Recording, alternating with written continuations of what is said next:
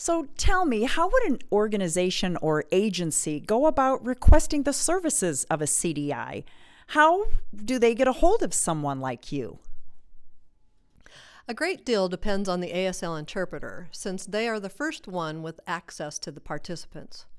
They're the first one to assess the communication style of the deaf person, and the first one to communicate interpreting needs to the judge and court personnel, or to the mental health counselor or the psychologist.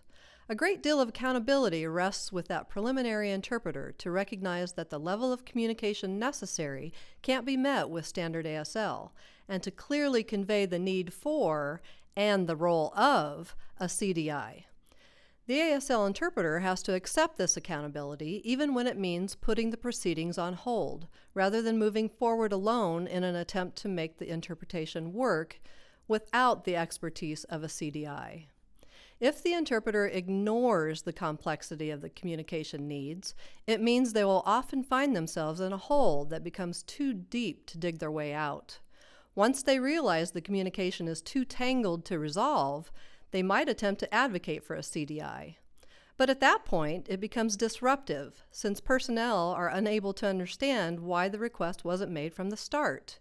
And if a CDI is finally brought in, they're faced with a chaotic situation they're expected to clean up.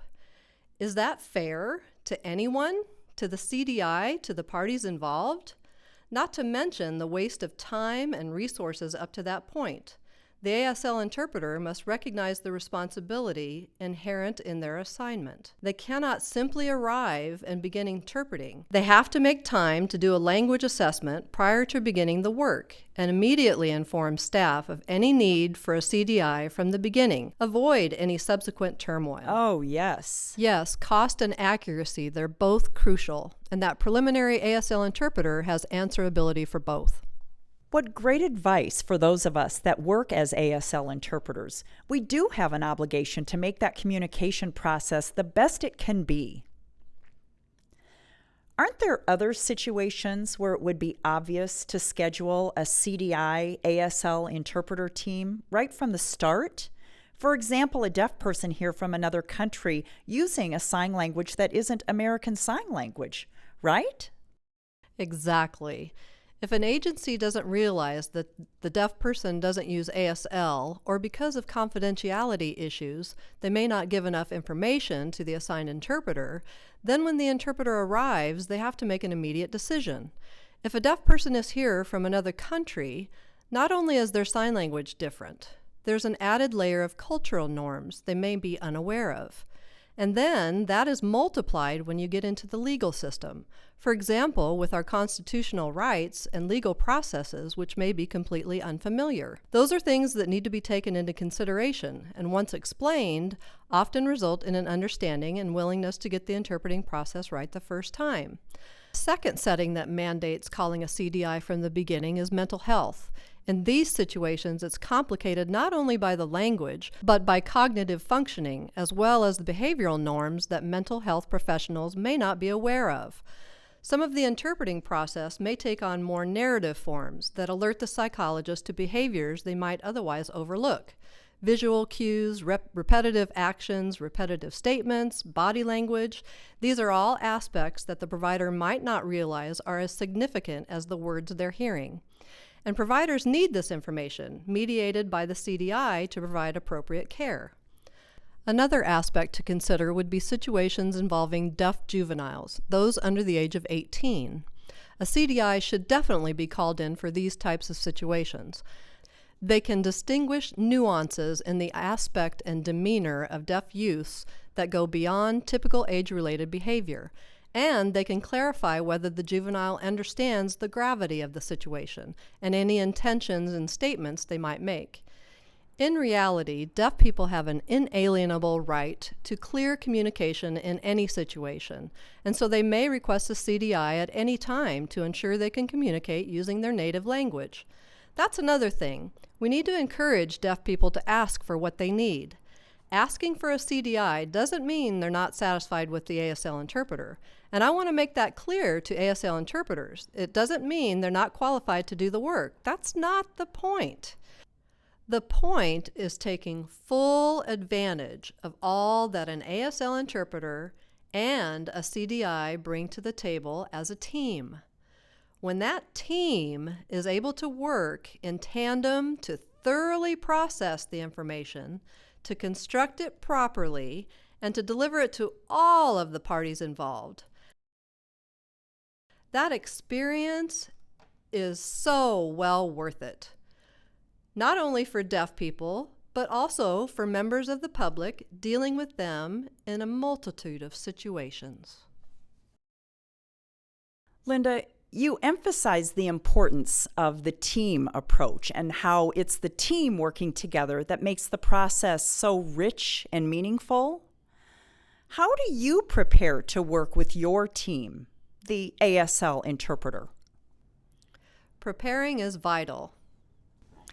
I arrive well in advance of the start of the assignment to connect with my team interpreter. We confer on any possible issues related to the case and collect any available information so that we can both become familiar with it.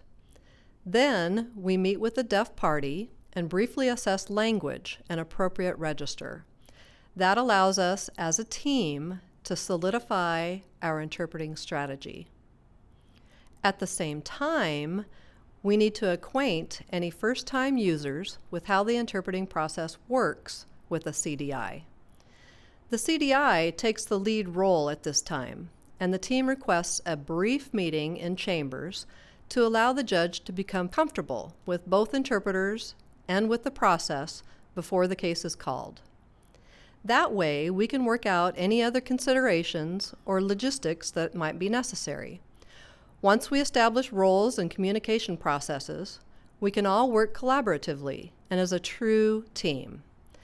That's the reason advanced preparation is fundamental between a CDI and an ASL interpreter. The result is full and equal communication access for everyone, for all parties involved. That is a huge benefit. Ultimately, what everyone wants from the start is clear and appropriate communication access, so it sounds like this team is the answer. So talk to me about the similarities that you've noticed between the work you did at Sesame Street and the work you do today as a CDI.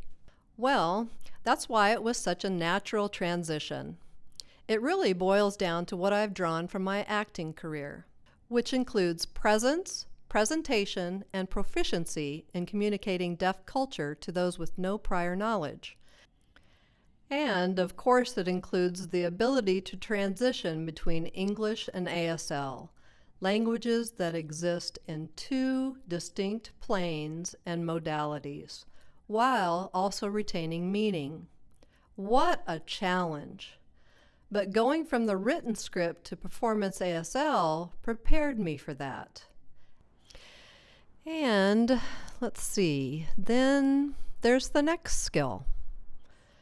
Developing an intuitive grasp on how to ensure your listeners receive the full benefit of your message, whether as an actor to a theater audience or as a CDI to a team interpreter. Well, and therein lies the value of the CDI ASL interpreter team experience. The investment of doing it the right way the first time is worth its weight in gold. Right. If you do it right the first time, you don't have to go back and fix your mistakes. People think it costs twice as much for the team of interpreters, but it's far more efficient. It's clear, it's concise, and all parties get what they came for. That's worth so much more than returning time after time to try and undo damage caused by lack of communication and miscommunication. Make one investment and get a full return on it. Wonderful.